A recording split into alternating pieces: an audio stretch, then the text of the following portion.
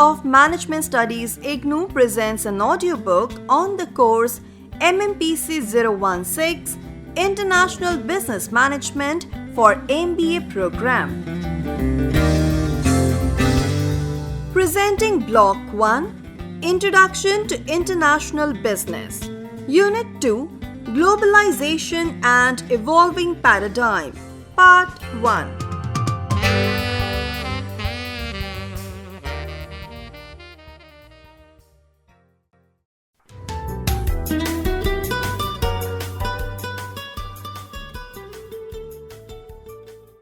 Objectives.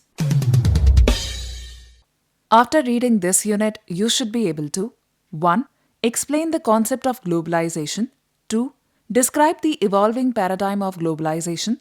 3. Identify the factors which influence the process of globalization. 4.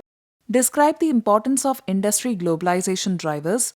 And 5. Explain the strategic implications of global strategy.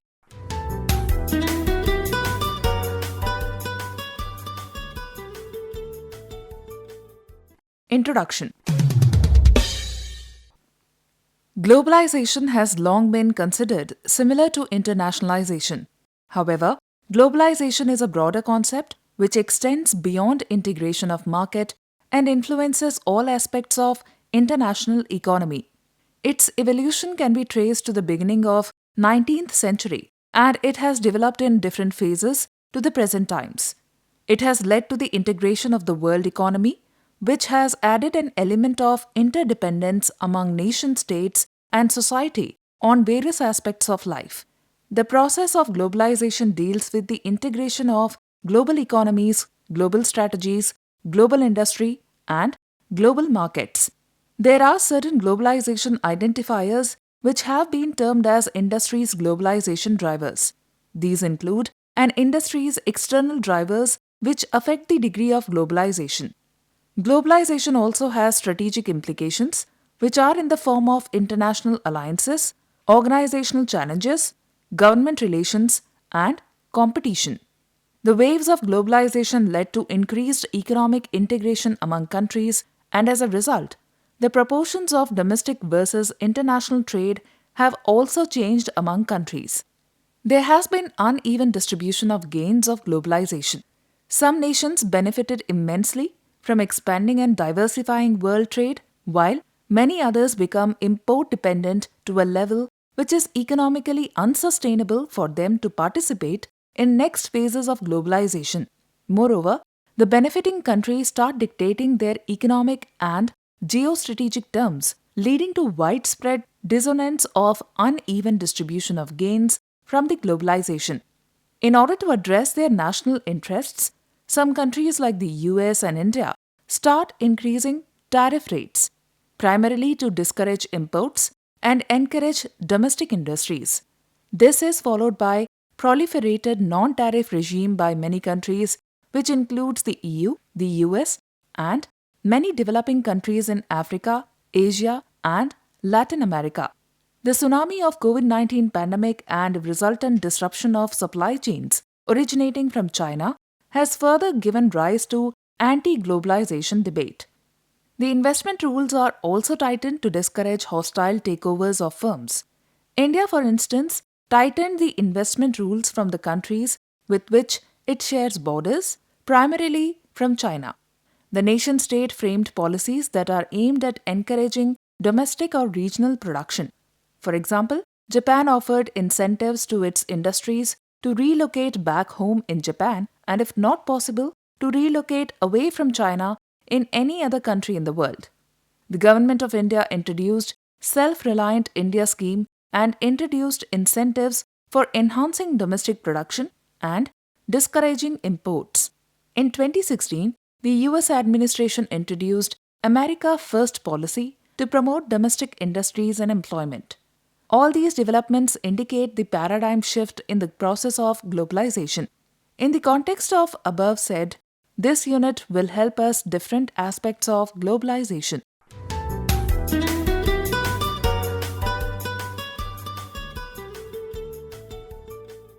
Concept and meaning of globalization. Globalization may be hard to define because the term globalization could be defined from different points of view. Globalization is perhaps the most important force at work in contemporary society, business, management, and economics. While some people think of globalization as primarily synonym to global business, in fact, it is much more than that.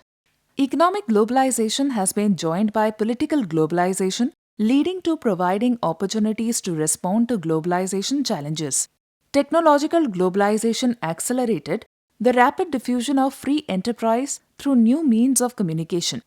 Many new opportunities are coming from the advances in computer technology.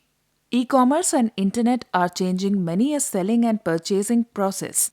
The internet has emerged as a vital tool linking enterprises or firms internally and externally with customers, strategic partners, and critical suppliers.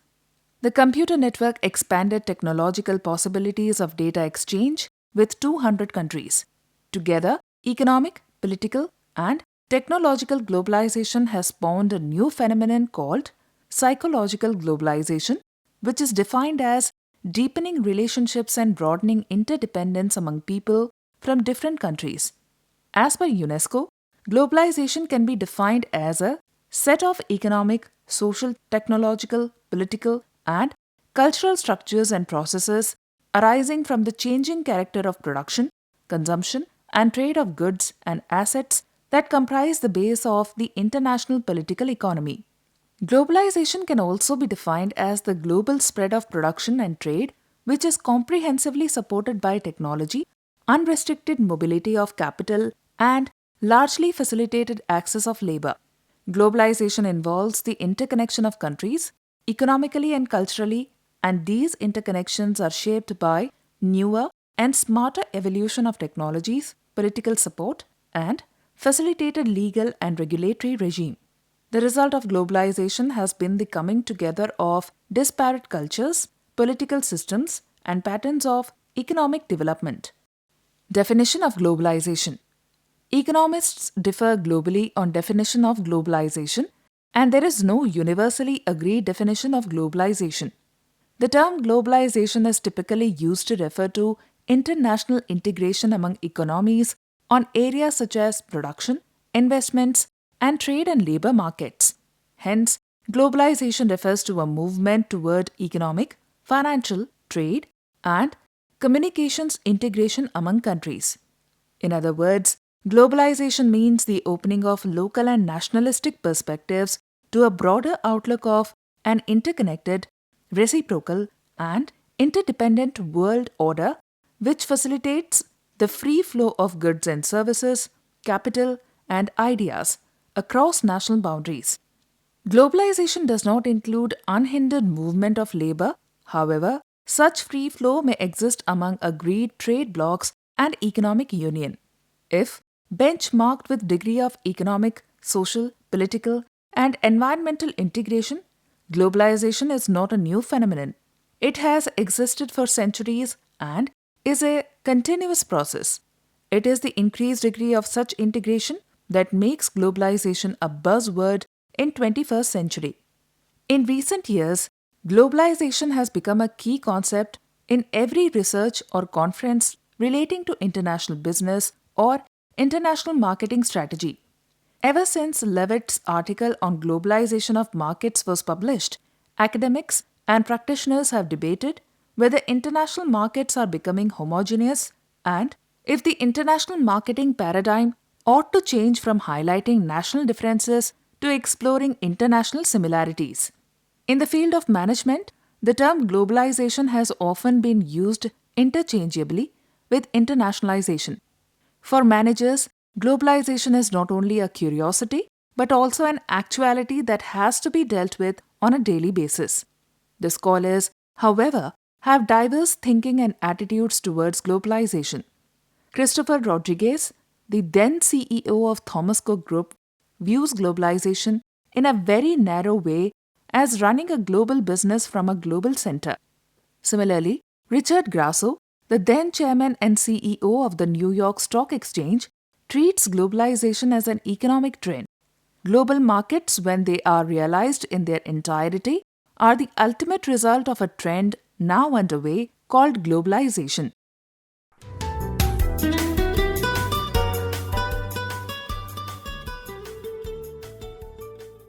The evolution of globalization.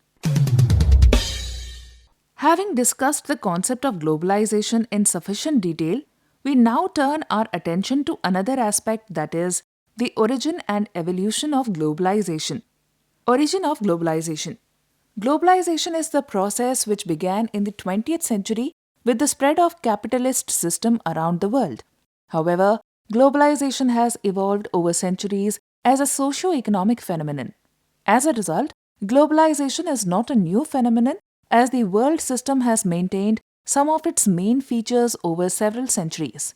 In the beginning of 14th century, modern political system of governance originated in parts of Western Europe, which was experiencing a prolonged crisis of feudalism. This paved the way to rise of market institutions and technological innovation. Europeans reached other parts of globe through the long-distance trade routes and made technological advances in production techniques and methods.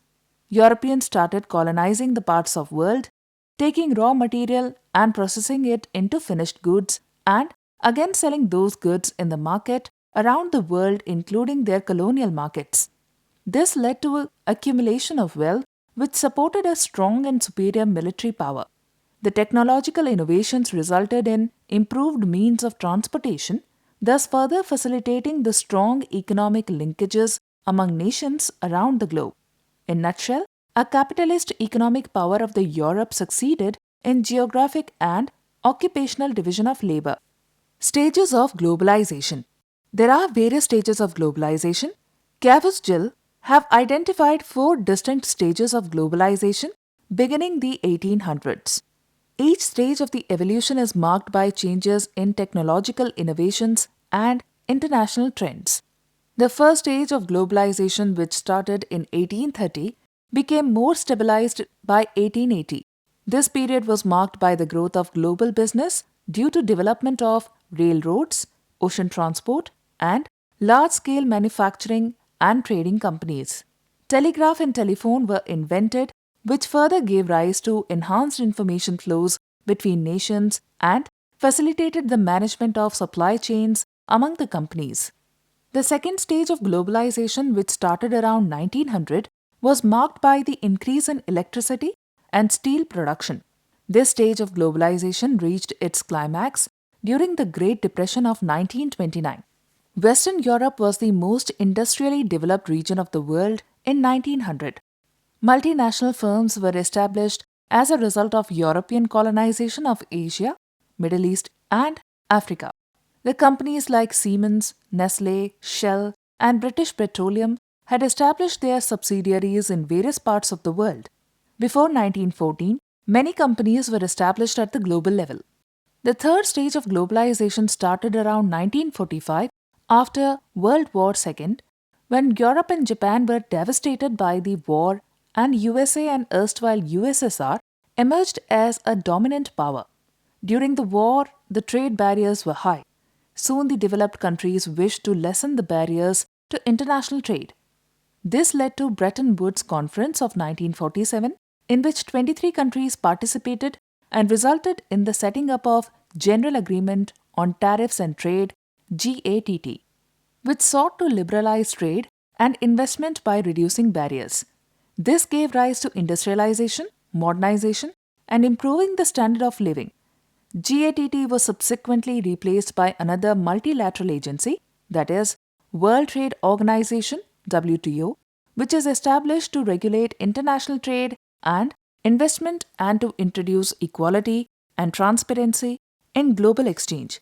To further facilitate international cooperation, two international organizations, International Monetary Fund and World Bank, were set up in 1944. This was followed by the rise of multinational corporations, MNCs, like Coca-Cola, Philips, and IBM, which established their global presence by the virtue of technological and competitive advantages and started outsourcing their business to developing countries to reap the benefits of cheap labor and easy access to global markets. By 1960s, The increase in the process of liberalization by removing trade barriers and currency controls led to increase in international trade and investment and integrated international financial markets. This was followed by increasing competition among the US, European, and Japanese MNCs. 1980s marked the beginning of the fourth and present stage of globalization, which experienced increasing global trade and investments. This stage witnessed increasing use of computer, internet, and development of information and communication technologies. The newer and smarter technologies are enabling the industrial production, which is widely referred as Industrial Revolution 4.0. This period saw the disintegration of Soviet Union, emergence of market economies of Europe, and development of countries like China, Brazil, India, and Mexico. Technological advancements in transportation, information and communication led to integration of world economy and also facilitated development of services like insurance, banking, fintech, e-commerce, infotainment, retailing, and tourism. This was followed by strategic alliances like mergers and acquisitions among corporate units, and the world came to be known as a global village.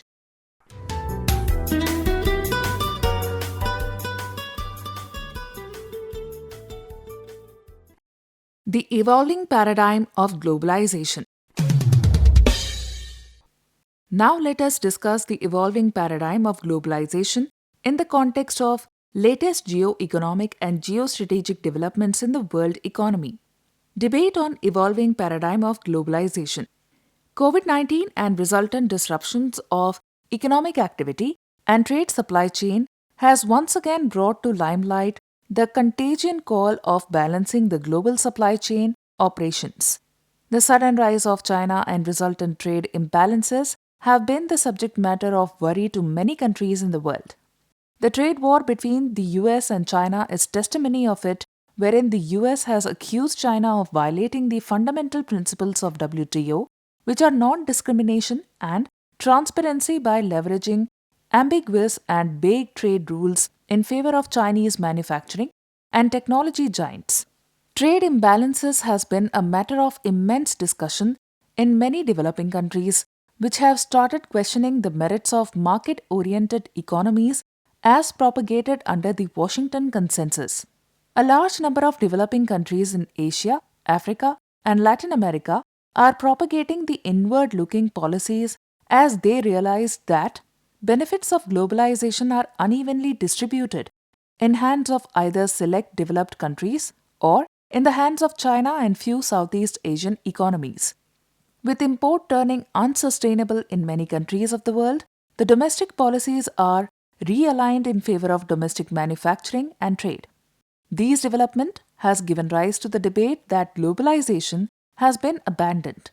The pandemic-driven economic recession, increasing strategic hegemony and mistrust, realignment of countries on new platforms like AUKUS and Quad has given rise to a debate of realignment of global supply chain. Many global firms are following a China plus one strategy, wherein these manufacturing and trading giants are reworking their supply chain operations to newer markets beyond China. The right term to denote such an economic realignment should be referred to as re-globalization. However, some experts call it a phenomenon called gated globalization. They argued that the regions from North America to Latin America, Europe, Asia, Africa, and even Oceania, the nationalist policies are aimed at creating walls with restrictive gates, heralding an era of selective trade policies with selective trade partners. India has also announced the Self-Reliant India Scheme, Atmanirbhar Bharat Scheme, which is aimed at promoting and encouraging domestic production and substituting imports in 12 major industrial sectors. Economic walls are being created with the definite and clear objective of strengthening and supporting local businesses and promoting self-sufficiency. For example, India has decided that all procurement up to 200 crore rupees will be reserved for domestic industries only. USA has made a clarion call for certain industries being completely indigenous, pharma, aerospace, defense, and electronics being the first and foremost. EU is seriously exploring the possibility of relocating certain industries to low wages centers in Eastern European countries. Japan has announced a $200 billion package to fund, shift, structure, and sustain the industries from China to either in Japan or elsewhere in the world. These developments indicate that the part of world economy is moving towards gated globalization. Gated globalization can protect countries from any future economic contagion, natural or man made, but it is advocated that it will be less damaging economically. Quad are more vocal about gated globalization, and Quad Plus has joined that bandwagon recently. India has domestically taken several measures aimed at discouraging imports, promoting domestic industries, especially MSMEs, and encouraging Make in India and soliciting industries willing to relocate out of China. In nutshell, gated globalization will discourage free global competition and free movement of capital in a most competitive market, but will also move to selective markets for selective trade gains. Reglobalization, on the other hand, calls for making future investment and industrial expansion in countries which are equally competitive or will be competitive or an attractive consumer market in near future. That is, reglobalization believes in China plus one strategy, thus trading off the uncertainties which the world economy witnessed during COVID-19 pandemic. Reglobalization is based on positive strategy, while gated globalization is negatively addressed, and its resultant fallout will not only be geo-economic but geopolitical and geostrategic as well. India policy choices: globalization, reglobalization, and gated globalization. As a nation, India has to make choices about what can work for India. While gated globalization is restrictive and trade distorting, as it is the government, which will decide whom to trade with and what kind of investment regime they would like to have with. Gated globalization for any country is not possible as it disallows the market access to the most efficient and effective trade supply chain, providing essential and cost effective inputs for trade of both capital goods and networked products. Will India's pharma and auto supply chain be as efficient and effective without access to vast, competitive, and reliable supplies as originating from China?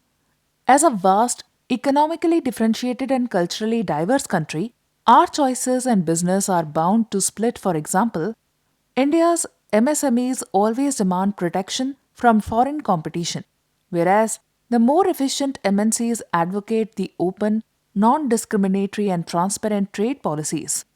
Large enterprises in India hate selective trade policies, which hindered their trade expansion to newer regions and resultant profitability.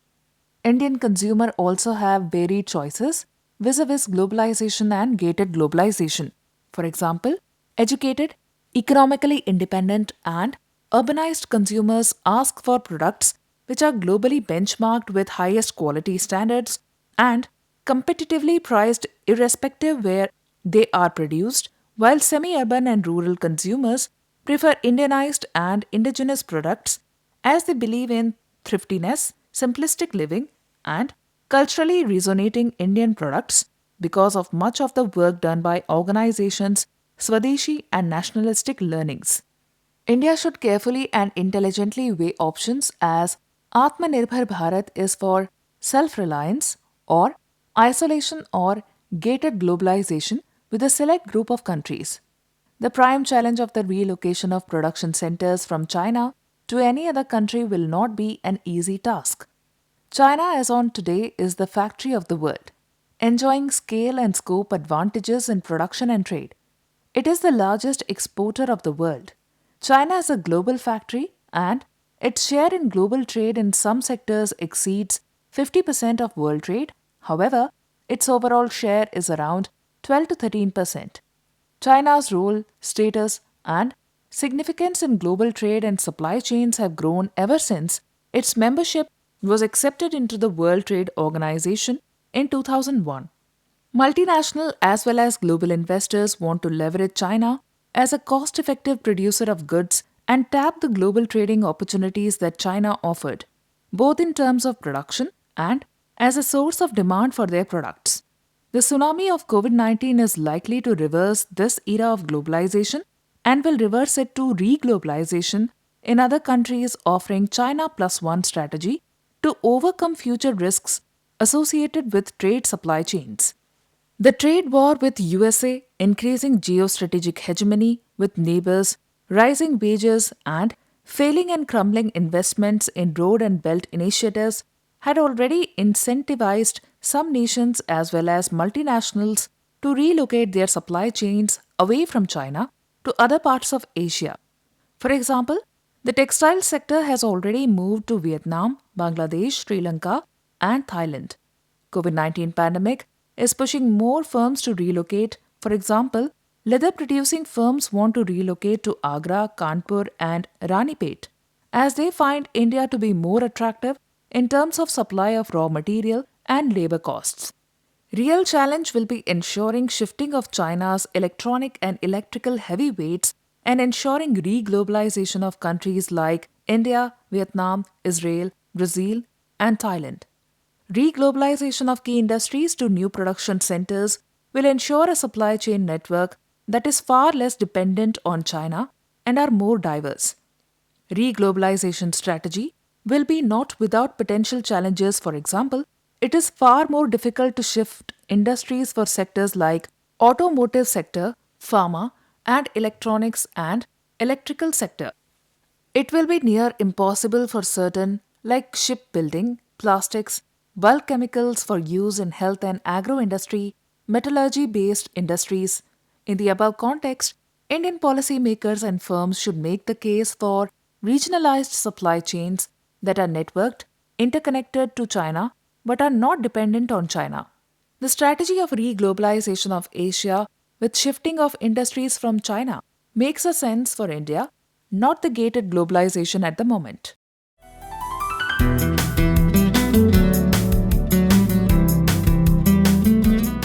You were listening to the audiobook by the School of Management Studies IGNOU for MBA program.